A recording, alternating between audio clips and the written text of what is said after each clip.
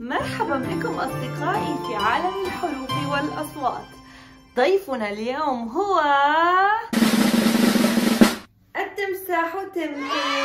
ها أنا التمساح تمتم، واسمي يبدأ بحرف التاء. ت ت تاء مع الفتحة، تاء تاء تاء مع الضمة، تو تو تاء مع الكسرة، تي تي. صوت حرف التاء هو ت ت ت. لنحاول سويا. ت ت ت ت ت ت. والآن دور الجدة حنان. تا تو تي. هيا بنا مرة أخرى. تا تو تي. تا تو تي.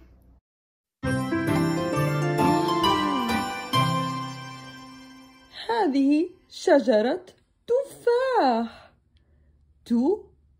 تفاح. أنا أحب التفاح الأحمر. وأنا أحب التفاح الأخضر. إذن لنرسم ونلون التفاح.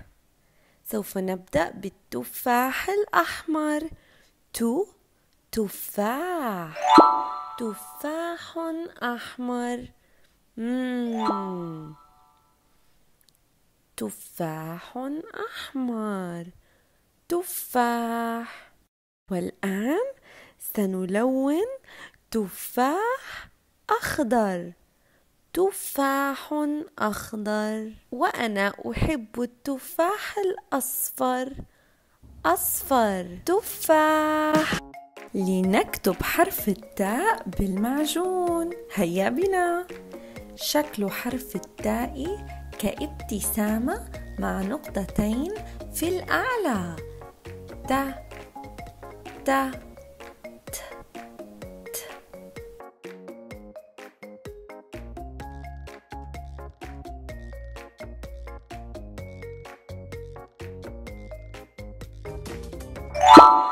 هيا بنا نلعب لعبة ماذا ترى. تين. أحب التين. توت. تمر. أحب التمر جدا. تاء مع الفتحة، تاء تاء تاء مع الضمة، تو تو تاء مع الكسرة، تي تي. على رأس تيم تاج. لنلونه سويا.